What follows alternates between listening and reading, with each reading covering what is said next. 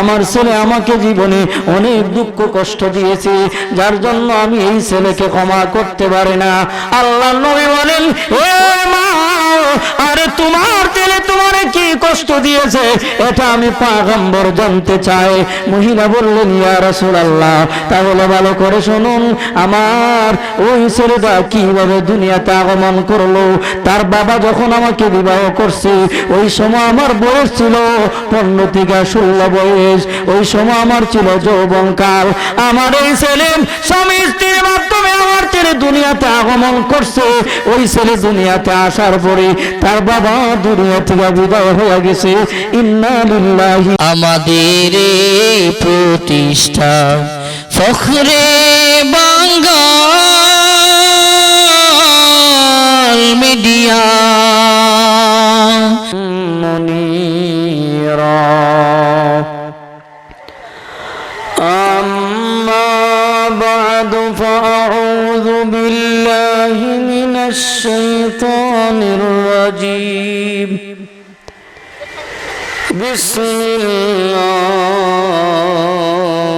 বিসমিল্লাহির রহমানির রহিম।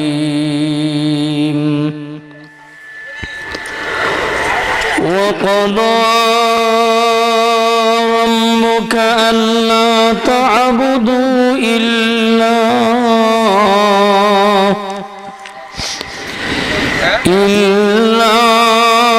إياه وبالوالدين إحسانا إما يبلغن عندك الكبر أحدهما أو كلاهما فلا تقل لهما أف ولا تنهرهما وقل لهما قولا كريما واخفض لهما جناح الذل من الرحمة وقل رب ارحمهما كما ربياني صغيرا صدق الله مولانا العظيم صلى الله على سيدنا ومولانا محمد وعلى آله وصحابه وسلم صلى الله على سيدنا ومولانا محمد وعلى آله وصحابه وسلم بلغ العلا بكماله كشف الدجى بجماله حسنت جميع خصاله صلوا عليه وآله سلموا يا قوم بل صلوا على صدر الأمين مصطفى ما جاء إلا رحمة للعالمين. উপস্থিত মুক্তাহার জামি মসজিদের উদ্যোগী আজকের ইসলামী জলসার সুনামধন্য সভাপতি সাহেব, সহসভাপতি সাহেব, মুআজ্জাজ উলামায়ে কেরাম, প্যান্ডেলের নিচে বসে আছেন সর্বস্তরের মুসলমান ভাইরা, মাইকের আওয়াজ যতটুকু পৌঁছতেছে, পর্দানিশীন আমার সম্মানিতা আমার মা ও বোনেরা, আল্লাহ পাক রব্বুল আলামিনের দরবার অসংখ্য শুকরিয়া যে আল্লাহ আপনি আমাকে কোরআন হাদিসের আলোচনা শোনার জন্য প্যান্ডেলের নিচে আসার এবং বসার তৌফিক দান করেছেন। এই জন্য সকলেই মন খুলে অন্তরের অন্তঃস্থল থেকে উচ্চারণ করি আলহামদুলিল্লাহ। প্রিয় হাজিরিন, আমি আপনাদের খেদমতে, আপনারা অবশ্যই লক্ষ্য করেছেন আমার একটি বিষয় আছে, সেই বিষয়টা হইল পিতামাতার হক। এই বিষয়কে কেন্দ্র করে আমি আপনাদের সামনে সূরা বনী ইসরাঈলের 23-24 নম্বর আয়াত তিলাওয়াত করেছি। আল্লাহ তাআলা যদি আমাকে তৌফিক দান করে আমি আপনাদের খেদমতে পিতামাতার সম্পর্কে কিছু সংক্ষিপ্ত আলোচনা করার চেষ্টা করব। আল্লাহ আমাকে তৌফিক দিলে, ওয়া মা তৌফিক ইল্লা বিল্লাহ। প্রিয় হাজিরিন, সন্তানের প্রতি মা বাবার কিছু দায়িত্ব আছে। মা বাবারও দায়িত্ব আছে সন্তানের প্রতি, সন্তানেরও দায়িত্ব আছে মা বাবার প্রতি, ঠিক না বেটি? এই কারণে সন্তানের হকটা হইল মা বাবার প্রতি আগে প্রতিষ্ঠিত, পরে হইল সন্তানের হক মা বাবার উপরে প্রতিষ্ঠিত। মা বাবা যখন সন্তানের হক আদায় করবে, ওই সন্তান মা বাবার হক বড় হইয়া অবশ্যই আদায় করবে। সন্তান দুনিয়াতে আসার পরে মা বাবার কয়েকটা দায়িত্ব আছে, যে দায়িত্বটা অনেক পিতা মাতা আদায় করে না। এক নম্বরের দায়িত্ব হলো সন্তান দুনিয়াতে আসার পরে ওই সন্তানের ভালো একটি নাম রাখা। কি রাখা? ভালো একটি নাম রাখা। এখন রাখে বেবি, টেস্কি, গাড়ি, ড্রাইভার, কত কিছু নাম রাখে, ঠিক না বেটি? জিজ্ঞাসা করলে তোমার নাম কি? আমার নাম হইল রতন। এই রতন নামের মধ্যে মুসলমানের কোনো গন্ধ নাই।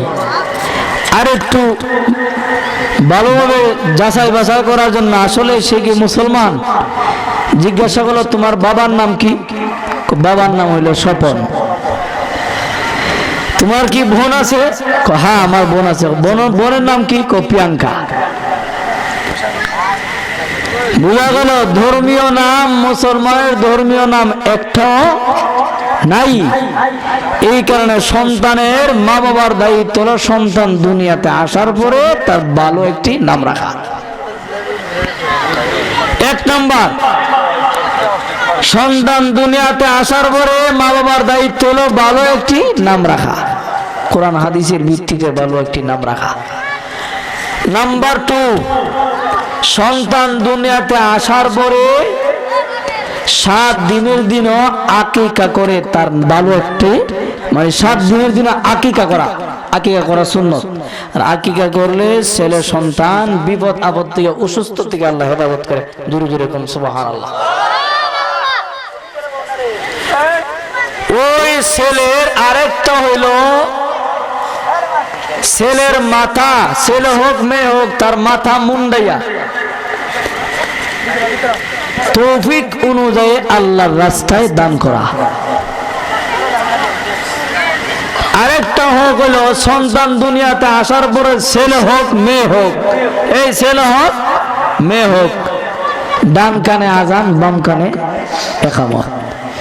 এই সোলমুদ্দির ছেলে হইলে আজান দেয়, আর মেয়ে হইলে আজান দেয় না। হেওড়ার যে ছেলে হয়েছে মানুষের শোনা হয়, ছেলে হইল আজান দেওয়া, মেয়ে হইল আজান দেওয়া। কথা বুঝতে পারছি? ছেলে হইল আজান দেওয়া, মেয়ে হইল আজান দেওয়া, ডান কানে আজান, বাম কানে ইকামত। আরেকটা হক হইল সন্তানকে দ্বীনি শিক্ষা দেওয়া। কোরআন হাদিসের যে শিক্ষা করলে ইহদিনাস সিরাতাল মুস্তাকিম, সঠিক পথ অবলম্বন করতে পারবে। আরেকটা হক হইল সন্তানকে ভালো আদব শিক্ষা দেওয়া, ভালো আদব। এর 10 বছরের বড় 12 বছরের বড় দেখা যায় 10 বছরের ছেলে 20 বছরের ব্যক্তির নাম ধরে ডাকে। কারণ আদব কায়দা এটা ছোটবেলা মা বাবার চাইতে সন্তান কি করতে হবে, শিখতে হবে। তোমার যে মিয়া সাহেব বড় এই মিয়া সাহেব তোমার সালাম কালাম শিখাইছে না, ভুল। সন্তানকে লইয়া ওই ঘুমাইবার সময় তুমি বলবা, বলো বাবা আল্লাহুম্মা বিসমিকা আমুতু ওয়া আহইয়া। না কয় বাবা রে টিভিটা দেখনি সাকিব খানের নাচতাছে, হ্যাঁ টিভি সারে আর সন্তান দেখতেছে বাবারি কি করতেছে, হাইটটা যাই ফাইটটা যাই কয়া নাচতাছে। তো হয়তো বড় হইলে হাইটটা যায় ফাইটটা যাই কইব, ঠিক না বেঠিক? এই কারণে ছেলে সন্তান দুনিয়াতে আসলে তার ভালো নাম রাখা, ভালো আদব শিক্ষা দেওয়া। বুড়া বেড়াও টিভির দিকে চাওয়া থাকে, 80 বছরের বুড়া, অথচ আল্লাহ তাআলা বলেছে কুল্লু নাফসিন যায়িকাতুল মাউত, প্রত্যেকটা প্রাণী মৃত্যুর স্বাদ গ্রহণ করতে হবে। টিভির দিকে চাওয়া থাকে,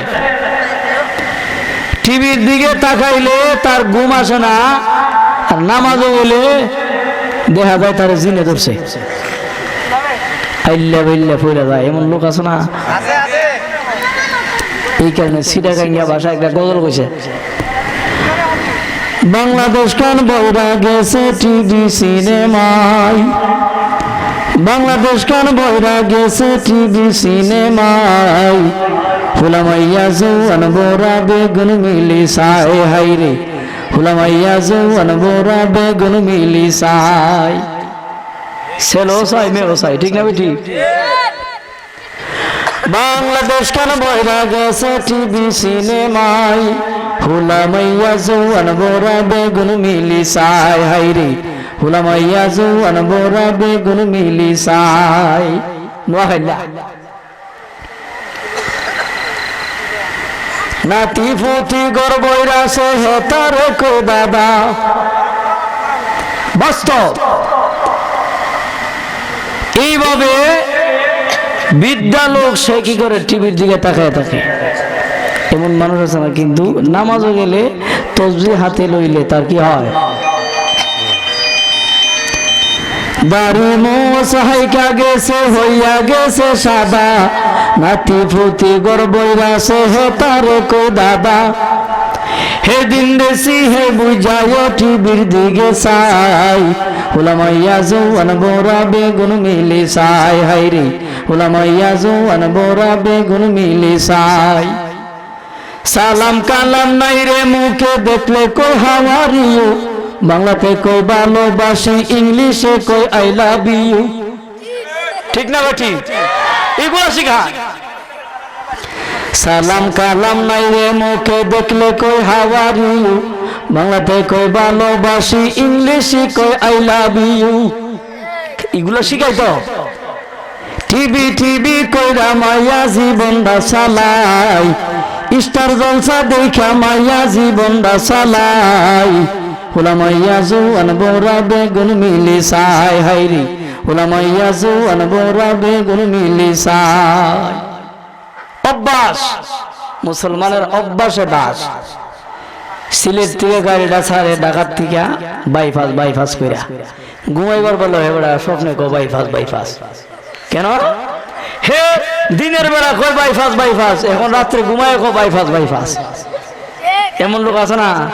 কারণ তার যে অভ্যাস, আপনি ছেলে সন্তান ছোটবেলা তার মেমোরিটা থাকে ফ্রেশ, ওই মেমোরির মধ্যে যদি ভালো কিছু ঢুকাইয়া দেন, আল্লাহর কসম সে একজন আল্লাহর ওলি হয়ে যাবে। জুড়ে জুড়ে বলেন সুবহানাল্লাহ। এই কারণে মুফাসসিরিনে কেরাম লিখেছে, যার ফ্যাক্টরি ভালো হয় এই ফ্যাক্টরি থেকে মালও ভালো হয়, ঠিক না বেটি? ফ্যাক্টরি যদি খারাপ হয় মালও খারাপ, সস্তা মাল সস্তা। এই কারণে মহিলারা হলো সন্তান উৎপাদনের ক্ষেত। আল্লাহ কইছে আমি না, নিসাউকুম হারসুল লাকুম ফাতু হারসাকুম, মহিলারা হলো সন্তান উৎপাদন করার হলো ক্ষেত। ওই ক্ষেতের মধ্যে ভালোভাবে আমরা যদি সার না দিই তাহলে সন্তান কি হবে না, এই ক্ষেতকে আমার ধান বা ফসলাদি ভালো হবে না। ঠিক তেমনি ভাবে মা বাবার করণীয় হলো সন্তান দুনিয়াতে আসার পরে তার ভালো শিক্ষা দেওয়া। এইভাবে যখন পুঙ্খানুপুঙ্খভাবে সন্তানের হক মা বাবা আদায় করবে, মুফাসসিরিনে কেরাম লিখেছেন সন্তান বড় হয়ে অবশ্যই মা বাবার কি করবে? হক আদায় করবে। আল্লাহ রাসূল প্রিয় নবী মুহাম্মদুর রাসূলুল্লাহ সাল্লাল্লাহু আলাইহি সাল্লাম জান্নাতুল বাকি গুরুস্থানের সামনে দিয়ে যাইতেছে, দেখতেছে একটা যুবকের কবরের ভিতরে জাহান্নামের আগুন দাউ দাউ করে জ্বলতে আছে। নবীজি ওই সময় একটা গাছ থেকে একটা ডাল ভাঙ্গা গুরুস্থানের পাশে লাগাই দিছে। কিছুক্ষণের জন্য আগুন বন্ধ হয়ে গেছে। আল্লাহ তাআলাকে জিজ্ঞাসা করল, আল্লাহ আমার একটা উম্মতের ভিতরে একটা লোক জাহান্নামের আগুনে এইভাবে জ্বলবে, আল্লাহ এটা তো আমি বরদাস্ত করতে পারি না, তার কারণ কি? সঙ্গে সঙ্গে আল্লাহ জিবরাইলের মাধ্যমে ওহী আসতো, নবীর সময় তো ওহী আসতো, আল্লাহ তাআলা ওহীর মাধ্যমে নবীকে জানাইয়ে দিয়েছেন এই অবস্থা। জোরে জোরে কোন সুবহানাল্লাহ। ওই সময় আল্লাহর নবী বলেছে, ও আমার মাওলা, আমার একটা উম্মত জাহান্নামের আগুনের মধ্যে জ্বলবে, এটা আমি নবী হইয়া বরদাস্ত করতে পারি না। সঙ্গে সঙ্গে আল্লাহ ডাক দিয়া বলল, এ আমার হাবিব, আপনার এই উম্মতের অপরাধ কি আপনি জানেননি? বলেন না। আল্লাহ বলেছে, নবী ওই ছেলেটা আপনার, ওই ছেলেটা তার জন্ম যে মা তার জন্ম দিল, ওই মার সাথে সে দুর্ব্যবহার করেছে। আমি আল্লাহর ইজ্জতের কসম, ওই ছেলের মা যদি ক্ষমা না করে আমি আল্লাহ তার ক্ষমা করব না। জোরে জোরে বলেন নাউজুবিল্লাহ। ওই সময় আল্লাহর নবী হযরত আবু বকর ছিল সাথে। আবু বকর বললেন, ইয়া রাসূলুল্লাহ, ইয়া হাবিবাল্লাহ, নবীজি এই মুহূর্তে আল্লাহর দরবার থেকে কি ফয়সালা আসবে? আল্লাহর নবী বলে, আবু বকর চিন্তার কোনো কারণ নাই, ভয়ের কোনো কারণ নাই, আল্লাহর পক্ষ থেকে সাহায্য অবশ্যই আসবে, আপনি চিন্তা করবেন না। আমি কি করব নবীজি বলো? ওই সময় আল্লাহর পয়গম্বর চিন্তায় পড়ে গেল। সঙ্গে সঙ্গে আল্লাহর নবী বলেছে, এরে আবু বকর, ওই জান্নাতুল বাকিতে যুবকটা জাহান্নামের আগুনে জ্বলবে। আমি হইলাম আখিরি জামানার পয়গম্বর, সাইয়্যিদুল মুরসালিন, ইমামুল মুরসালিন। যেই নবীকে না বানাইলে আল্লাহ এই জমিনে 1,02,24,000 পয়গম্বর, কোন নবীকে আমার আল্লাহ প্রেরণ করতেন না।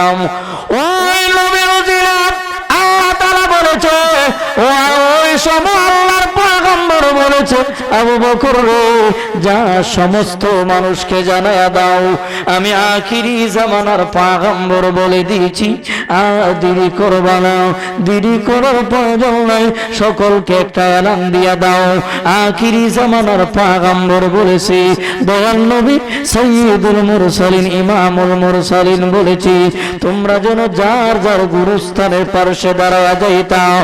ওই সব মানুষ আপনার আমার নবীর কথা শুনে এরা বউ আর দেরি করা যায় না। যেই নবীকে না বানাইলে আল্লাহ এই পৃথিবীতে দুনিয়াতে একটা মানুষ আসার কোনো ক্ষমতা ছিল না। ওই নবী আমাদেরকে ডাক দিয়েছে যার যার গুরুস্থানের পার্শ্বে দাঁড়ানো যায়।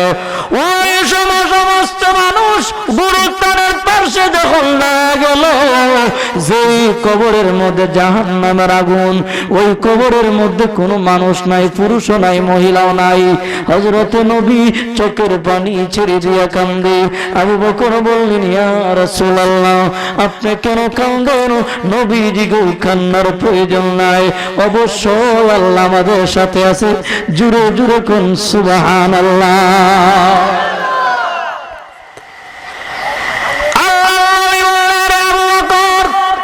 সমস্ত কবরের পাশে মানুষগুলি দাঁড়িয়ে গেছে, ওই কবরের পার্শ্বে কেন মানুষ নাই? এই জন্য আমি চিন্তায় পড়ে গেলাম, আমি যার জন্য এত মানুষগুলিকে কষ্ট দিলাম ওই কবরের পার্শ্বে কোনো মানুষ নাই। আবু বকর রে, এই জন্য আমি চোখের পানি ছেড়ে দিয়া কান্দি। হযরতে আবু বকর বললেন, ইয়া রাসূলুল্লাহ, না, আপনার তো পেরেশানি হওয়ার কোনো প্রয়োজন নাই, আপনাকে সাহায্য করবে আমার আল্লাহ। আওয়াজ দিয়ে জোরে জোরে বলেন সুবহানাল্লাহ। ওই সময় আমি হযরত আবু বকরকে লইয়া আল্লাহর পয়গম্বর চোখের পানি ছেড়ে দিয়া যখন কান্দে, হঠাৎ করে দেখে একটা মহিলা মাথার চুলগুলি সাদা হইয়া গেছে, লাঠি ভর করে করে যেই কবরের যুবকের যেই কবরের পার্শ্বে জাহান্নামের আগুন যেই কবরে ছিল ওই কবরে কোনো মানুষ নাই, আর ওই মহিলা লাঠি ভর করে করে আপনার আমার নবী দয়াল নবী দেখতে আসে। ওই মহিলা 80 বছরের বৃদ্ধা মহিলা লাঠি ভর করে করে ওই কবরের পার্শ্বে দাঁড়াইয়া গেছে। ওই সময় আল্লাহর নবী বলে, হে মা, আরে ওই কবরের পার্শ্বে তুমি দাঁড়াইলা, এবার বলো যে কবরের পার্শ্বে তুমি দাঁড়াইলা এই যুগটা এই যুবকটা আপনার কি হয়? মহিলা বললেন, ইয়া রাসূলুল্লাহ, এই ছেলেটা এই যুবকটা হলো আমার গর্ভধারণের সন্তান। আল্লাহর নবী বলেন, ও মা, আমি আখিরি জামানার পয়গম্বর শোকে দেখিয়েছি তোমার ছেলে জাহান্নামের আগুনে, এই কবরের ভিতরে জাহান্নামের আগুনে জ্বলতে আছে। মা গো, আমি দোয়া চাই, আল্লাহর দরবারে দোয়া করেছিলাম আল্লাহ যেন তোমার ছেলের ক্ষমা করে দে। আল্লাহ বলেছে, নবী গো, ওই ছেলে তো আপনার সাথে অপরাধ করে নাই। 1,24,000 পয়গম্বর কোন পয়গম্বরের সাথে অপরাধ করে নাই। ও নবী, ওই ছেলে অপরাধ করেছে তার মার সঙ্গে। আমি আল্লাহ ওয়াদা করেছি তার আম্মা যদি ক্ষমা করে দেয়, আমি আল্লাহর ইজ্জতের কসম, আমি আল্লাহ তার মাফ করিয়ে দিব। সঙ্গে সঙ্গে আল্লাহর নবী বলেন, এ মা বল, আল্লাহ তাআলা বলে তুমি ক্ষমা করতে হবে। মা গো, এই মুহূর্তে আমি হইলাম আখিরি জামানার পয়গম্বর, আমি হইলাম ইমামুল মুরসালিন। ও মা, আমি তোমার কাছে আরজি করলাম, এই মুহূর্তে তোমার ছেলেকে ক্ষমা করে দাও, এই মুহূর্তে তোমার ছেলেকে ক্ষমা করে দাও। আর দেরি করবে না, আর দেরি করার প্রয়োজন নাই। ও মা, মাফ করে দাও, তোমার ছেলেকে ক্ষমা করে দাও। ওই মহিলা বললেন, ইয়া রাসূলুল্লাহ, ইয়া হাবিবাল্লাহ, আমার জীবন চলে যাইলেও আমি আমার ছেলেকে কখনো ক্ষমা করব না। জোরে জোরে বলেন নাউযুবিল্লাহ। আমি কখনো আমি আমার ছেলের কি করব না, ক্ষমা করব না।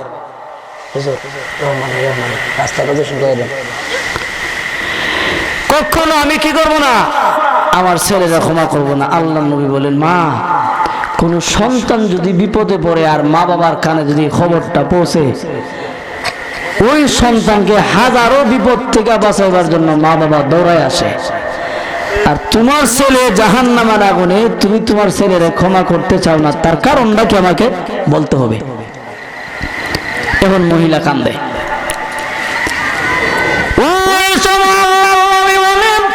হে মা, আরে তোমার ছেলেকে তুমি ক্ষমা করবা, তুমি কেন কান্দো, তার কারণ কি বলে দাও। এবার মহিলা ডাক দিয়া বললেন, ইয়া রাসূলুল্লাহ, ইয়া হাবিবাল্লাহ, ও আল্লাহর পয়গম্বর, আমি কেন আমার ছেলেকে ক্ষমা করি না, তার কারণ হলো, নবী গো, আমার ছেলে তো আমাকে জীবনে অনেক কষ্ট দিয়েছে। ইয়া রাসূলুল্লাহ, আমার ছেলে আমাকে জীবনে অনেক দুঃখ কষ্ট দিয়েছে, যার জন্য আমি এই ছেলেকে ক্ষমা করতে পারি না। আল্লাহর নবী বলেন, হে মা, আরে তোমার ছেলে তোমারে কি কষ্ট দিয়েছে এটা আমি পয়গম্বর জানতে চাই।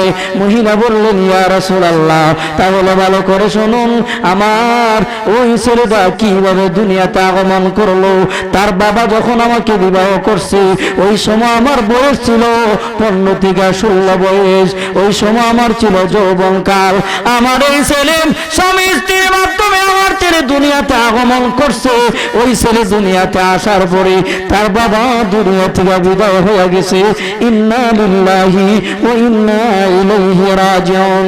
ইয়া রাসূলুল্লাহ, তার আব্বা তার ছোট রাখিয়া দুনিয়া থেকে বিদায় হয়ে গেছে। আমি মার ইচ্ছা হলো আর অন্য স্বামী গ্রহণ করব না, অন্য স্বামী গ্রহণ করতে যাব না, কারণ আমার এই ছেলে বড় হলে তারা আমি সুশিক্ষা দেবো। আমার ছেলে বড় হইলে আমার এই ছেলেরে আমি বড় করব আর পুত্রবধূ করে আনবো। ওই ছেলে আমার সেবা যত্ন করবে। অন্য স্বামী গ্রহণ করার প্রয়োজন নাই, ইচ্ছা করলে অন্য স্বামী গ্রহণ করতাম, কিন্তু আমার ছেলের মায়া মহাব্বতে অন্য স্বামী আমি গ্রহণ করি না। এই ছেলে বড় হইয়া ইয়া রাসূলুল্লাহ, ইয়া হাবিবাল্লাহ, এমন কষ্ট আমাকে দিয়েছে আল্লাহর পয়গম্বরকে। আমি মা যখন অসুস্থ হয়ে গেলাম, আমি মা যখন অসুস্থ হইলাম, আমি আমার কামরার মধ্যে আমি আমার রুমের মধ্যে বসে রইলাম। ইয়া রাসূলুল্লাহ, ইয়া হাবিবাল্লাহ, ওই সময় আমার ছেলেকে আমি বিবাহ করাইলাম, পুত্রবধূ করে আনলাম। আমার এই ছেলে একদিন বাজারে যাবে, ওই সময় আমার পরনে ছিল একটা ছিঁড়া একটা ময়লা কাপড়।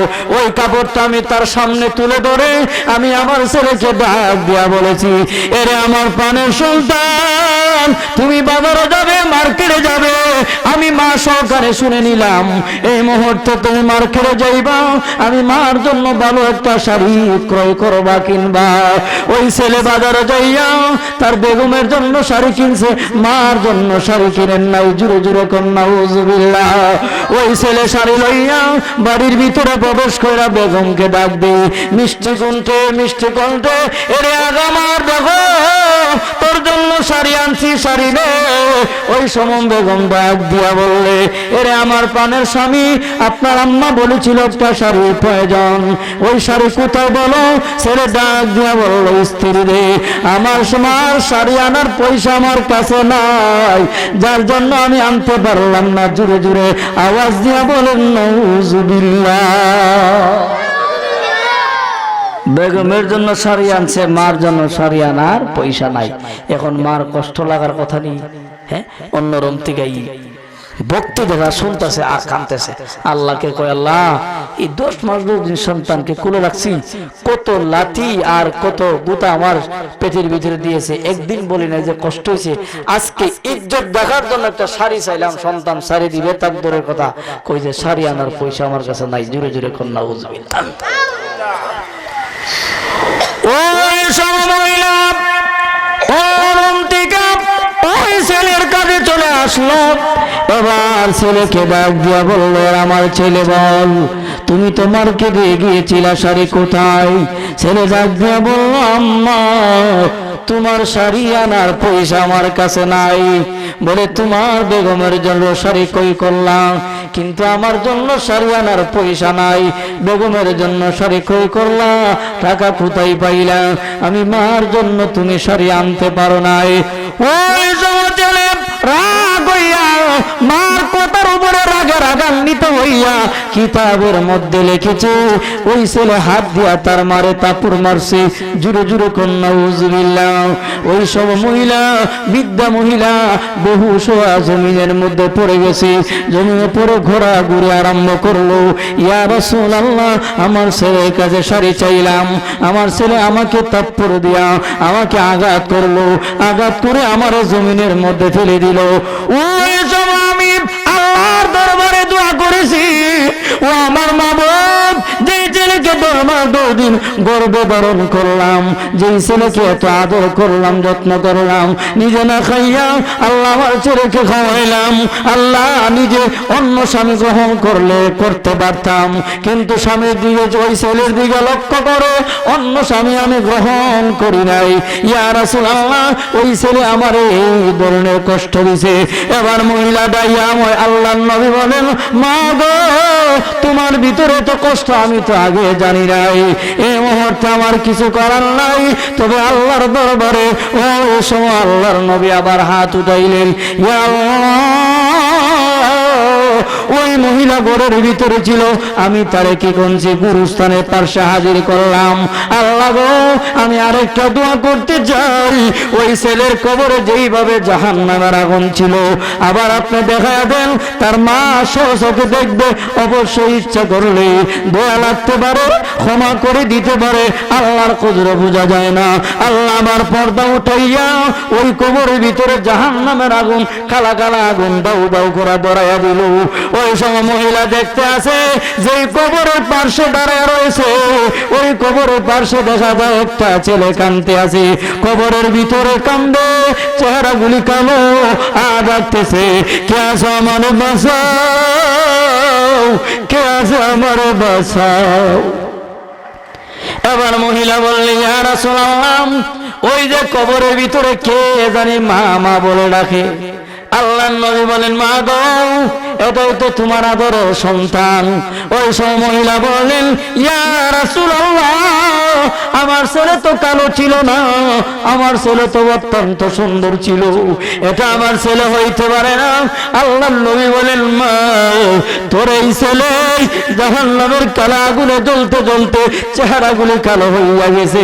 মা গো, এই কালো শুধু কালো নয়, তুমি যদি তোমার ছেলের ক্ষমা না করো, আমি নবী আল্লাহর ইজ্জতের কসম খেয়ে বলতে পারি, এই হলো সামান্য কালো। আল্লাহ যখন জাহান্নামের লাঠি কঠিন কিয়ামতের মাঠে জ্বালাইবে, তোমার ছেলে আগুনের দ্বারা বুনা হয়ে যাইবে।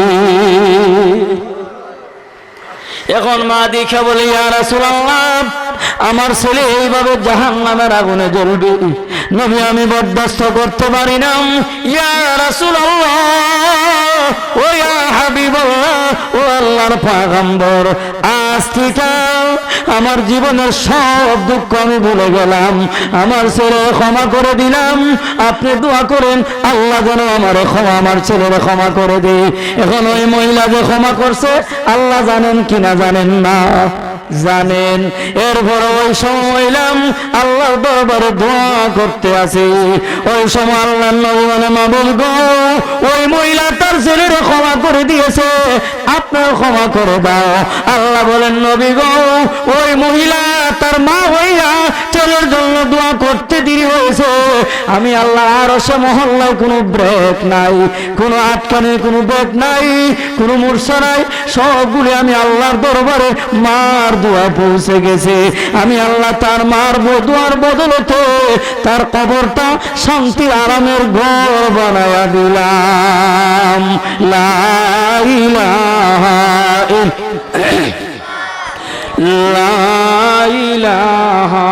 ইল্লাল্লাহ। আলহামদুলিল্লাহ, আমাদের রহমানী সাহেব, শহীদুল্লাহ রহমানী সাহেব, অত্যন্ত সুন্দর আলোচনা। যে যারে চিনে সে তারে কিনে, এটা কথা আছে না? আমরা মাঠে বয়ান শুনছি, শুনে দাওয়াত দিছে, অত্যন্ত সুন্দর বয়ান। ওই দিন আরো বক্তা আইছে না, 3 ঘন্টা বয়ান করছে। যারা কর্তৃপক্ষের দিলাম, হুজুর বয়ানটা শুন না, ওনার আত্মারা খুব শান্তি পেয়েছে, এত সুন্দর বয়ান করছে। হযরত আমাদের মাঝে উপস্থিত হয়ে গেছেন সালমান আহমদ নোমানী, উনি উপস্থিত হয়ে গেছেন, সকলে বলে মারহাবা। আমাদের অন্ধ হুজুরও আমাদের মাঝে উপস্থিত হয়ে যাবে ইনশাআল্লাহ। প্রিয় হাজিরিন, আল্লাহ তাআলা এই সূরা বনী ইসরাঈলের 23 নম্বর আয়াতের মধ্যে وَقَضَىٰ رَبُّكَ أَلَّا تَعْبُدُوا إِلَّا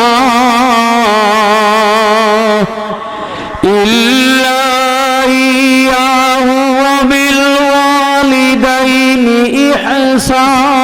وَقَضَىٰ رَبُّكَ أَلَّا تَعْبُدُوا إِلَّا إِيَّاهُ وَبِالْوَالِدَيْنِ إِحْسَانًا. وَإِمَّا يَبْلُغَنَّ عِندَكَ الْكِبَرَ أَحَدُهُمَا أَوْ كِلَاهُمَا فَلَا تَقُل لَّهُمَا أُفٍّ وَلَا تَنْهَرْهُمَا وَقُل لَّهُمَا قَوْلًا كَرِيمًا. يبلغن عندك الكبر أحدهما أو كلاهما فلا تقل لهما أف ولا تنهرهما وقل لهما قولا كريما জোরে জোরে বলুন সুবহানাল্লাহ। আল্লাহ তাআলা এখানের মধ্যে বলেছে ওয়াকাদা রাব্বুকা, আমি আল্লাহ ফয়সালা করেছি আল্লাহ তা'বুদু ইল্লা ইয়াহু, আমি আল্লাহর ইবাদত ছাড়া আর কাহারও ইবাদত করিও না। ওয়াবিল ওয়ালিদাইনি ইহসানা, তোমাদের মা বাবার সাথে কি করো? সদ্ব্যবহার করো। এরপরে বলেছে এখানের মধ্যে মা বাবার হক হলো সন্তানের প্রতি একবার মরণ পর্যন্ত। মা বাবার যাবতীয় যা আছে ওষুধ পানি খরচ কাপড়গুলি যা আছে সন্তান মরণ পর্যন্ত মা বাবার খরচ বহন করবে, খানা পিনা সবগুলি সন্তানের জন্য। যেমন নামাজ যেমন ফরজ, মা বাবার খেদমত করা সন্তানের জন্য ফরজ, অবশ্যই করতে হবে। এই কারণে আল্লাহ তাআলা বলেন যে আমি আল্লাহ ওয়াকাদা রাব্বুকা আল্লা তা'বুদু ইল্লা ইয়াহু ওয়াবিল ওয়ালিদাইনি ইহসানা, আমি আল্লাহ সিদ্ধান্ত করেছি আল্লাহর ইবাদত ছাড়া আর কাহারও গোলামি ইবাদত করা যাবে না। ওয়াবিল ওয়ালিদাইনি ইহসানা, মা বাবার সাথে ভালো ব্যবহার করো, মা বাবার খেদমত করো। এখন মা বাবার খেদমত যারা করবে তারা হবে জান্নাতি, আর মা বাবার খেদমত যারা করবেন তারা দুনিয়াতে অবদস্ত, পরকালে হবে অবদস্ত। এই কারণে আল্লাহর নবী বলেছে যারা মা বাবা পাওয়া সত্ত্বেও মা বাবা ভাইয়া আল্লাহর রাসূল বলেছে বেহেশতের মালিক হইতে পারলো না, তার মতো হতভাগা এই পৃথিবীতে আর কেউ হইতে পারে না। আমাদের মেহমান উনি চলে আসছে, উপজেলার চেয়ারম্যান সাহেব, উনি 2-1 মিনিট কথা বলবে, এরপর আমি আবার আলোচনা শুরু করব। যেহেতু মেহমান আরেকটা হলো বান্দার হক। বান্দার হক, বান্দার হক যে আদায় না করবে, চেয়ারম্যান সাহেব আমাদের কিছু হাদিয়া দিছে, সকলে বলি মারহাবা। বান্দার হক যদি আদায় না করে সে জাহান্নামের আগুনে জ্বলবে, বান্দা যদি তার ক্ষমা না করে। আল্লাহর হক নষ্ট করলে আল্লাহ ইচ্ছা করলে মাফ করে দিতে পারে, ঠিক না বেঠি? বান্দার হক নষ্ট করলে একজনের ক্ষেতের আইল বড় করে নিজের কাটটা নিজের ক্ষেত্রে যদি বড় করে আল্লাহ মাফ করবো নি? এমন মানুষ আছে নিজের ক্ষেত বড় করতে যে আরেকজনের ক্ষেতের আইল কাটে, এরকম লোক আছে না? হ্যাঁ, বান্দার হক নষ্ট করলে কি হয় না? বান্দা মাফ না করলে আল্লাহ বলেন আমি মাফ করব না। এই কারণে আল্লামা ইমাম ফখরুদ্দিন রাজি তাফসিরে কাবিরের মধ্যে লিখেছেন, ইমাম আবু হানিফা রাহমাতুল্লাহি আলাইহি, যিনি সবচেয়ে বড় ইমাম, আল্লাহকে 99 বার স্বপ্নে দেখছে। কয়বার? 99 বার। জোরে জোরে কোন সুবহানাল্লাহ। ইমাম আবু হানিফা রাহমাতুল্লাহি আলাইহি অগ্নি পূজারীর সাথে ওনার রেন্দে। অগ্নি পূজারী কি করলো? ইমাম আবু হানিফাকে রাস্তা দিয়ে যাইতেছে, ওই দিন বৃষ্টি হয়েছে। বৃষ্টি হওয়ার কারণে ওনার পায়ের জুতার মধ্যে ময়লা লাগছে। বৃষ্টির সময় হাঁটলে জুতার মধ্যে ময়লা লাগে কিনা? লাগে, লাগছে। বড় দা উনি সামনে দিয়ে হাঁটতে পারে নাই, জুতা হাতে নিয়ে নাড়া দিছে। যেই ব্যক্তি অগ্নি পূজারী, যার কাছে আগুনের পূজারী, যার কাছে টাকা পাবে, ওই বেলার বাউন্ডারিতে, ব্যক্তির বাউন্ডারি থেকে লাগছে ময়লা। ইমাম আবু হানিফা হাই রে, আমি করলাম কি? এই মুহূর্তে যে তার বাউন্ডারি, এত সুন্দর বাউন্ডারিটা নষ্ট করলাম। ওই ব্যক্তি বিধর্মী হইল, সে যদি আমার ক্ষমা না করে আল্লাহ আমার কি করবে না? ক্ষমা করবে না। বুঝা রেখেন, হ্যাঁ, বিধর্মী হইল, বিধর্মীর 1 টাকা মাইরা খাওয়া জায়েজ নয়। হ্যাঁ, ইসলাম শরীয়তে নিষেধ করেছে যে না, যার যার পাওনা যার যারে দিয়া দাও। ইমাম আবু হানিফা ডাইরেক্ট গেছে অগ্নি পূজারীর কাছে। হে বেড়া, ইমাম আবু হানিফার নামটা হুইন্ডা ওই ফেডের মধ্যে সিবা মারছে। ঋণদার দেখলে ওই পাওনা দেশের কাছে পায়, হে দেখলে আর ঘর থেকে বাইরো না। পারলে বাথরুমের দিকে ঢুকে থাকে এমন লোক আছে সমাজ স্ত্রী কইস বলে আমি বাড়িত না খাসা একটা মিথ্যা কথা মিথ্যা কথা একটা মিথ্যা কথার জন্য জাহান্নামের আগুনে ৭,০০০ বছর জ্বলতে হবে কবিরা গুণা অগ্নি পূজারের বাড়ির কাছে গিয়ে অগ্নি পূজারের ডাক দিছে অগ্নি পূজারের আমি তো ইমাম আবু হানিফা বলে না আমি তোমার কাছে টাকা নিতে আসি নাই আমি ইমাম আবু হানিফা অপবিত্র হয়ে গেছি আমারও পবিত্র বানাইয়া দেন সুবহানাল্লাহ বলে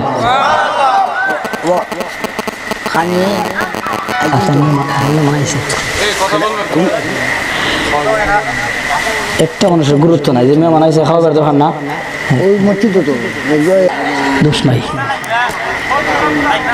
ওই সময় ইমাম আবু হানিফা রাহমাতুল্লাহি আলাইহি অগ্নি পূজারীকে বলল অগ্নি পূজারী বল আপনি কি আমি অপবিত্র হয়ে গেছি আমাকে পবিত্র বানায়া দাও অগ্নি পূজারী বললে ইমাম আবু হানিফা আপনি এত বড় ইমাম এত বড় একজন ইমাম কিভাবে অপবিত্র হয়ে গেছেন এটা আমার বুঝা আসল নাই আমাকে বুঝায়া দাও ইমাম আবু হানিফা অগ্নি পূজারী আমি অপবিত্র হয়ে গেছি আমি রাস্তা দিয়া হাঁটতে যাইয়া বৃষ্টির কারণে আমার জুতার মধ্যে ময়লা লেগে গেছি আর ওই ময়লা দূর করার জন্য আমি ওই জুতা নাড়া দিয়েছি আমার জুতার ময়লা তোমার বাউন্ডারিতে লাগছে আমি তো তোমার হক নষ্ট করে ফেলেছি এই মুহূর্তে আমাকে তুমি পবিত্র করে দাও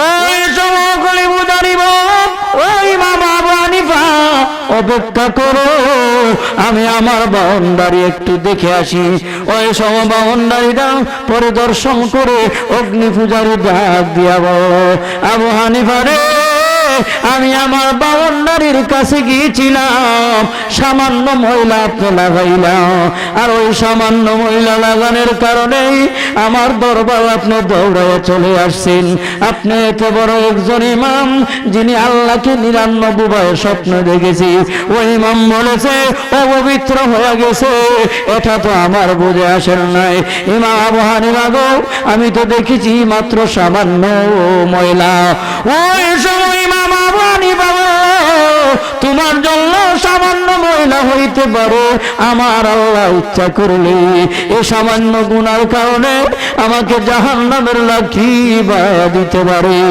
অগ্নি পূজারী আমার এই মুহূর্তে ক্ষমা করে দাও অগ্নি পূজারী ডাক দিয়াবো এই মামা আবু হানিফা আমার বুঝে আসছে আমার আর বুঝবার বাকি নাই ইসলাম ধর্ম হইল সত্য ধর্ম ইসলাম ধর্মের ভিতরে কোনো ভেজাল নাই নির্ভেজাল আজ থেকে বাপ দাদার আগুনের পূজা সারলাম কালেমা পড়াইয়া মুসলমান বানাইয়া দা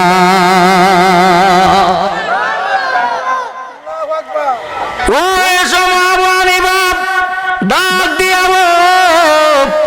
অগ্নি পূজারী আরে তুমি আমার ক্ষমা করছো কিনা বলো বলে না না ওই মামা আবু হানিফা আমি মুহাম্মদের ধর্ম গ্রহণ করেছি আমি ইসলাম ধর্ম গ্রহণ করে ফেলেছি আর আমার মাফ করা ক্ষমা করার কি আছে বলো অগ্নি পূজারী ডাক দিয়া বলো ওই মামা আবু হানিফা আমার বাউন্ডারিতে ময়লা লাগাইছো এই ইসলাম ধর্মের ভিতরে এত ইনসাফ এত সূক্ষ্ম দৃষ্টি ইসলাম ধর্মের ভিতরে আছে আমার আগে জানা ছিল না আজ থেকে বাপ দাদার পুরাতন আগুনের পূজা ছাড়লাম এই মুহূর্তে ইসলাম ধর্ম গ্রহণ করে মুসলমান হইয়া গেলাম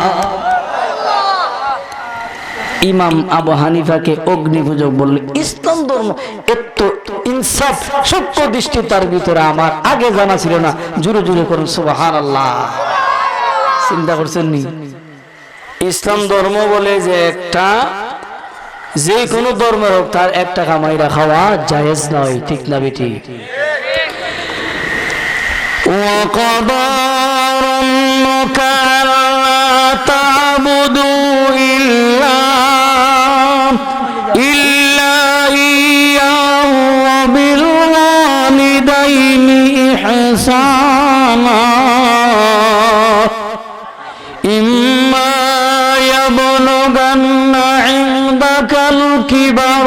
أحدهما أو كلاهما فلا تقل لهما أف ولا تنهرهما وقل لهما قولا كريما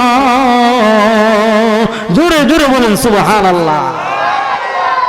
এখানে আল্লাহ বলেছে ইম্মা ইয়াবলুগান্না ইনদাকাল কিবারা আহাদুহুমা আও কিলাহু, তোমার আব্বা আম্মার মধ্যে একজন বা উভয়জন জীবদ্দশায় অবস্থায় বার্ধক্য অবনীত হয়ে গেছে, মানে চলতে পারে না, চলাফেরা করতে পারে না, ওই সময় তোমার কাছে অনেক সময় সাহায্য চাই, টাকা চাই, ওষুধের পানি, ওষুধের টাকা চাই, অনেক কিছু চাই, ওই সময় তুমি কোনো কিছুতে তাদেরকে কষ্ট দিও না, এদের দিল থেকে যেন, অন্তর থেকে যেন শব্দ না বের হয়, এমন আচরণ ব্যবহার, খারাপ ব্যবহার তাদের সাথে করিও না।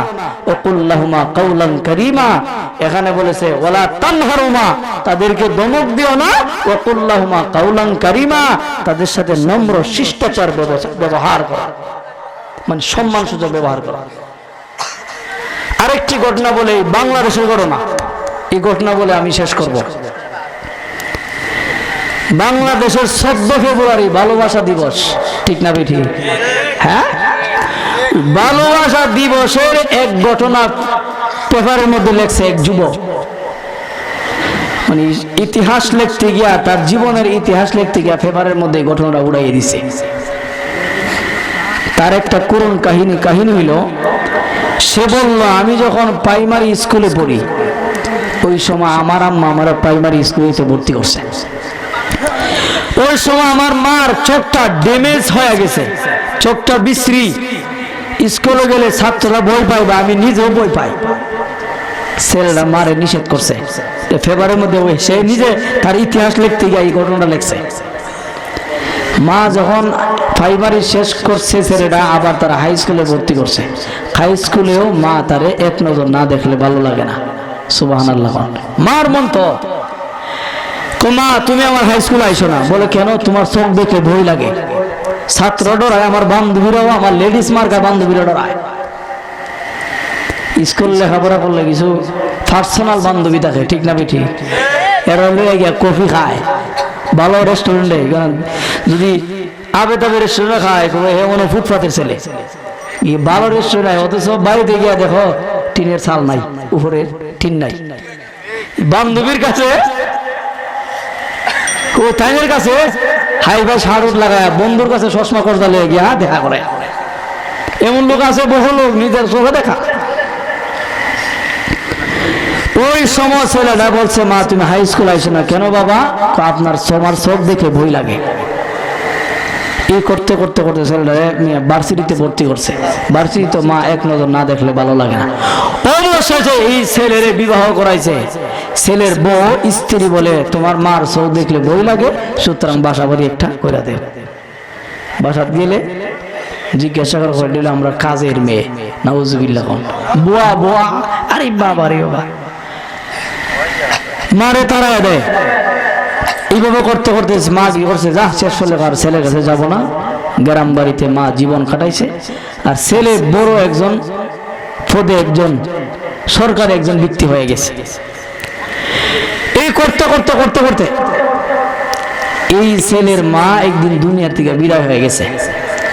ছেলে শহর, মা হইল গ্রামগঞ্জে। বিদায় হওয়ার পরে এখন মানুষে জানে ওই মহিলার একটা ছেলে আছে, জানাজার নামাজ পড়াইতে গিয়া আধা ঘন্টা 1 ঘন্টা দেরি করছে, এরপর ছেলে আসে না কেন? ছেলে তো খবরই পাইছে না।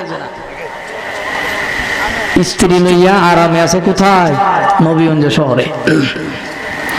যাওয়ার সময় ওই মহিলা তার মা একটা চিঠি লিখে গেছে, আর ওই চিঠি ওই ছেলেটা ফেভারের মতো উড়াই দিছে।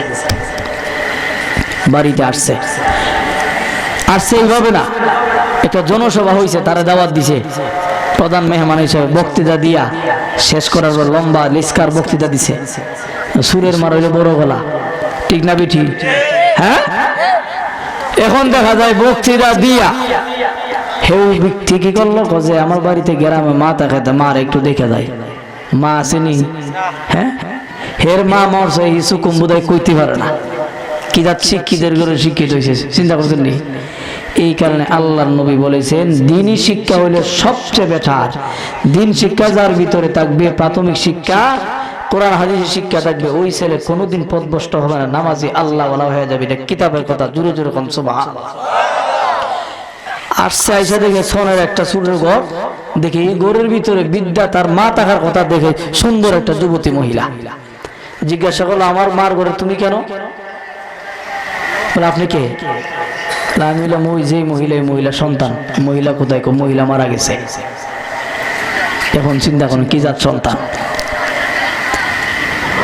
ওই ছেলেটা চোখের পানি ছেড়ে দিয়া কান্দ আর বললে রে যুবতী মহিলা বল আমার আম্মা কোথায়?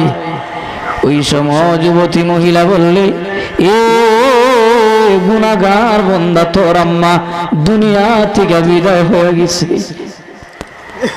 আর তোমার কাছে একটা চিঠি দিয়া গেছে, আমার কাছে তোমার মার লেখা একটা পত্র, ওই পত্রটা তোমাকে দেওয়ার জন্য বলেছি। বলে কিসের পত্রটা আমাকে একবার দেখায়া দাও। ওই চিঠির মধ্যে লেখা বাবারো তোমারে যখন আমি প্রাইমারিতে ভর্তি করলাম আমারে নিষেধ করেছো, আমার চোখ দেখলে তোমার ভয় লাগে, আমি তোমারে না দেখলে ভালো লাগে না। কিন্তু তোমারে যখন হাই স্কুলে ভর্তি করলাম সেখানে আমি মা তোর দেখতে যাই, কারণ আমি মা তোর না দেখলে ভালো লাগে না। আবার যখন হাই স্কুলে যখন তোর কলেজে ভর্তি করলাম সেখানে তোর দেখতে যাই, আমি মার ভালো লাগে না।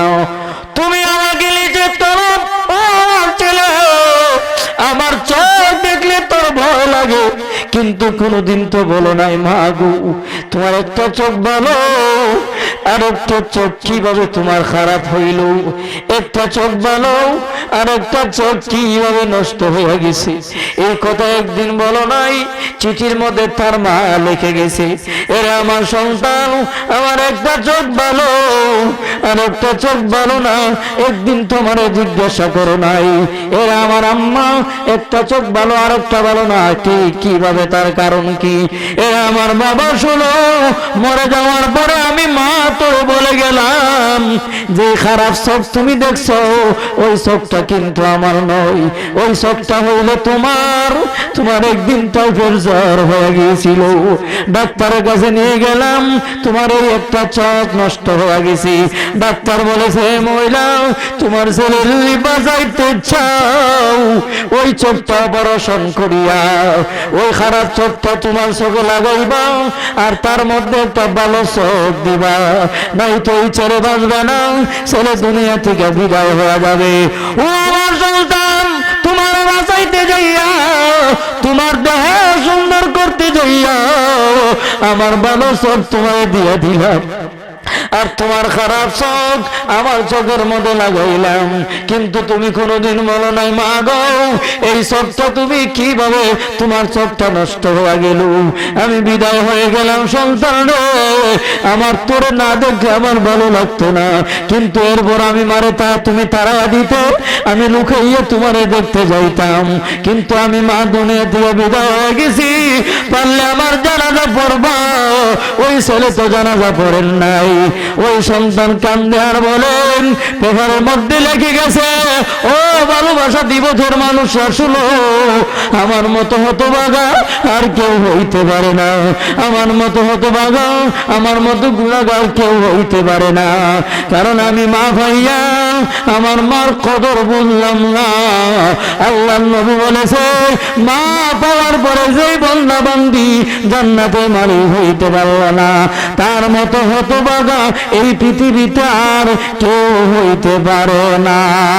লা ইলাহা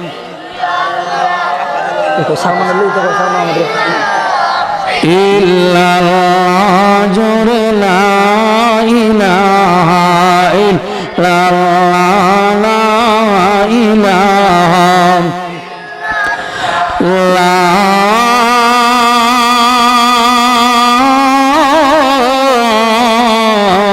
ইলাহা ইল্লাল্লাহ মুহাম্মাদুর রাসূলুল্লাহ সাল্লাল্লাহু আলাইহি ওয়াসাল্লাম। এখন প্রশ্ন আসে, হুজুর আমার আম্মা তো বিদায় হয়ে গেছে, বাবা বিদায় হয়ে গেছে, তৌফিক নাই আব্বা আম্মার খেদমত করতে পারি নাই, এখন মা বাবা মরে যাওয়ার পরে আমার আল্লাহ তৌফিক দিছে, এখন আমি কি করতাম? এখন মা বাবার খেদমত করার কোন উপায় আছে কিনা? মুফাসসিরিন কেরামের ব্যাখ্যা অনেক লেখছে, দেওয়ার সময় নাই।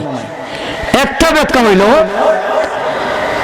সন্তান যদি মা বাবার দোয়া কবর থেকেও যদি পাইতে চায়, খুশি করতে চায়, তাহলে মা বাবার আত্মীয় স্বজন, ঘনিষ্ঠ আত্মীয় স্বজন, এদের সাথে সুসম্পর্ক রাখা। এমন মানুষ আছে মা বাবা মরার পরে নানার বাড়িতে আর জীবনও যায় না, খবর লয় না। মা যাকে মহব্বত করো, বাবা যাকে মহব্বত করো, এদের সাথে কি করা? সুসম্পর্ক রাখা। 2 নম্বর হলো ওই মা বাবার নামে বেশি বেশি দোয়া করা। দোয়াটাও আল্লাহ কোরআনে কয়ে দিছে, কোন সূরা আয়াত, وَاخْفِضْ لَهُمَا جَنَاحَ الذُّلِّ مِنَ الرَّحْمَةِ وَقُلْ رَبِّ ارْحَمْهُمَا كَمَا رَبَّيَانِي صَغِيرًا। সেরা শুনুন, দোয়া করবে, আল্লাহ প্রসবকালে ছোটবেলায় আমার মা বাবা আমার যে সেবা যত্ন করছে, আদর করছে, আল্লাহ তুমিও কবরের ভিতরে আমার মা বাবার জন্য কি করো? শান্তির ব্যবস্থা করে দিও। জুড়ে জুড়ে কোন সুবহানাল্লাহ। হযরত সুলাইমান আলাইহিস সালাম একদিন জিন জাতিকে লইয়া এক সাগরের কিনারে দিয়ে যাইতেছে। সাগরের কিনারও দেখে সুন্দর একটা মাঝখানে একটা বাতি জ্বলতে আছে। সুলাইমান পয়গম্বর বাতিটা দেখে জিন জাতিরে কইল, কিরে জিন জাতিরা, সাগরের মাঝখানে একটা বাতি সুন্দর, এটা কারণটা কি? ওইখানে গেছে জিন জাতিরা, দেখে বাতি, ওই বাতিটা সহ নিচে, পানির নিচে চলে গেছে। সুলাইমান পয়গম্বর বলে, এই জিন জাতিরা, এই সাগরের নিচে কি আছে না আছে এমন একটা খবর আমারে দিয়া দাও। সুবহানাল্লাহ বলেন। সাগরের নিচে কি আছে না আছে। জিন জাতিরা সাগরের নিচে ডুব দিয়েছে, ডুব দিয়া দেখে সাগরের নিচে ছোট্ট একটা ঘর, ঘরের ভিতরে একটা মানুষ, যুবক বসা আল্লাহর ইবাদত করতে আছে, আর দরজা জানালা সব খোলা, কিন্তু একটা যুবক আল্লাহর ইবাদত করতে আছে। সুবহানাল্লাহ। আপনারা সুবহানাল্লাহ আওয়াজে বোঝা যায় আপনারা সাগরের মানে নদীর নিচে মনে ঘর আছে, আপনারা জীবনে দেখছেন? দেখছেন আপনারা? এমন আশ্চর্য বস্তু, সাগরের নিচে ঘর, দরজা জানালা সব খোলা, আবার একটা যুবক বসে বসে আল্লাহর ইবাদত করতে আছে। জুড়ে যেরকম সুবহানাল্লাহ। আরে বাপরে! জিন জাতিরা বলে, সুলাইমান নবী, এমন আশ্চর্য বস্তু আমার জীবনে দেখি নাই। বলে, কি হয়েছে? সাগরের নিচে ঘর, আবার এই ঘরের ভিতর দরজা আছে সবগুলা, পানি ঢুকে না ঘরের ভিতরে। ওমা, এটা কোন কথা? সুলাইমান নবী বলছে যে শুধু তাই না, একটা যুবক আল্লাহর ইবাদত করতেছে, যাও দেরি করো না, এই আশ্চর্য বস্তুটা দেখার জন্য এই মুহূর্তে নিয়ে আসো আমার দরবারে। এরা কি করছেন? তোল শহরে যায় একটা খাব্বা দিয়া এই গম্বুজটা, গড়টা সহ নদীর কিনারে উঠাইছে, দেখে দরজা জানালা সব বন্ধ। এই তোরানো করে দরজা জানালা খোলা? বলে, হ্যাঁ। ওই সমস্ত আমার পয়গম্বর আল্লাহর হুকুমে ওই গোরটাকে ইশারা করেছে শাহাদত আঙ্গুল দিয়া, গোর তুমি 2টা ভাগ হয়ে যাও। সঙ্গে সঙ্গে গোরটা 2 ভাগ হয়ে গেছে। গোরটা যখন 2 ভাগ হয়ে গেছে, আল্লাহর কুদরত বোঝা যায় না। সুলাইমান নবী দেখে ওই গোরের ভিতরে একটা যুবক সেজদার মধ্যে পড়ে আছে। ওই সময় সুলাইমান পয়গম্বর ওই যুবকটাকে, এর যুবক, এই গোরের ভিতরে তুমি রইলাম, আরে তোমার দরবার থেকে জানতে চাই, তুমি এই গোরের ভিতরে রইছো বলো, এবার বলো পানির নিচে ঘর, এই ঘরটার ভিতরে তুমি, তোমার দরজা জানালা সবগুলি খোলা, তুমি কি এইগুলি অনুভব করো? তুমি এইভাবে মর্যাদার অধিকারী কিভাবে হইলাম? আরে এত বড় মর্যাদার অধিকারী আল্লাহ তোমাকে বানাইছে, কোন মর্যাদার, কোন কোন কারণে, তার কারণ কি? ওই যুবক, ও সুলাইমান পয়গম্বর, আমার দুনিয়াতে মা ছিল, আমার বাবা ছিল, আমার আব্বা ছিল, আমার আম্মা ছিল। আব্বা ছিল পঙ্গু, জীবনে হাঁটতে পারে নাই। আমার মা ছিল অন্ধ, জীবনে কোনোদিন চোখে দেখেন নাই। এ সুলাইমান পয়গম্বর, একটানা একদিন নয়, 2 দিন নয়, আমি আমার মা বাবার 70 বছর খেদমত করেছি। জুড়ে জুড়ে কোন সুবহানাল্লাহ। আমার আব্বা জীবনে কোনোদিন হাঁটতে পারে নাই, আমার মা কোনোদিন জীবনে চোখ দিয়া দেখে নাই, কিন্তু ওই মা বাবার খেদমত করেছি একদিন নয়, 2 দিন নয়, একটানা 70 বছর পর্যন্ত। এ সুলাইমান পয়গম্বর, আমার মা বাবা দুনিয়া থেকে বিদায় হওয়ার কালে আমার জন্য দোয়া করে গেছে। মা বাবা, আমার সন্তানের জন্য যে শান্তি আর আরাম দুনিয়াতে পাইছি, ও আল্লাহ, আমি মা বাবা হইয়া আমার সন্তানের জন্য দোয়া করলাম, আমার সন্তানের জন্য আরামের ব্যবস্থা করে দিবা। শুধু তাই নয়, এমন জায়গাতে ব্যবস্থা করবা যেখানে শয়তান যেন আমার সন্তানকে দুঃখা না দিতে পারে। ও সুলাইমান নবী, আমার মা মরে যাওয়ার পরে, বাবা দুনিয়া থেকে বিদায় হওয়ার পরে, আমি সাগরের কিনারে দিয়ে হাঁটতে আছি, আমি দেখি একটা বাতাস আইসা আমার সাগরে মাঝখানে নিয়ে গেছে। ওই সময় সাগরের মাঝখানে নিয়ে আমাকে হঠাৎ করে পানির নিচে নিয়ে গেছে। পানির নিচে নিয়ে যাইয়া দেখি একটা ঘর, ওই ঘরের ভিতরে আমারে ঢুকাইলো। আমি আল্লাহর ইবাদত করতে আছি। ওই সময় সুলাইমান নবী বলে, এর যুবক, ওই ঘরের ভিতরে তুমি ঢুকলা, তুমি কত বছর হইল তুমি জানুনি? বলে, না, আমার কত বছর হয়েছে আমি জানি না, তবে আমি ঘরের ভিতরে ঢুকছি 1000 বছর হয়ে গেছে। জুড়ে জুড়ে কোন সুবহানাল্লাহ। ওই সময় যুবক সুলাইমান নবী বলে, যুবক রে বল, তুমি যে ওই ঘরের ভিতরে পানির নিচে গর, তোমার কি খাবারের প্রয়োজন হয় নাই? যুবক ডাক দিয়া বলে, সুলাইমান নবী, আমার ঘরে দেখো একটা আঙ্গুর ফল, আঙ্গুর গাছ, ওই গাছটার চতুর্দিকে আঙ্গুর ফল। আমার যখন খাবারের সময় হয়, ওই ফলগুলি লইয়া আমি এইভাবে হাতের মধ্যে লইয়া মুঠ করে চিপা দেই, দিলে রসগুলি, আমার একটা গ্লাস আছে, ওই রসগুলি গ্লাসের ভিতরে ঢুকায় আঙ্গুরগুলির ফল রস খাইয়া আমার জীবন কাটায়। আল্লাহ ওই পানির নিচে আঙ্গুর ফলের ব্যবস্থা করে দিয়েছে একমাত্র আমার মা বাবার খেদমত করার কারণে।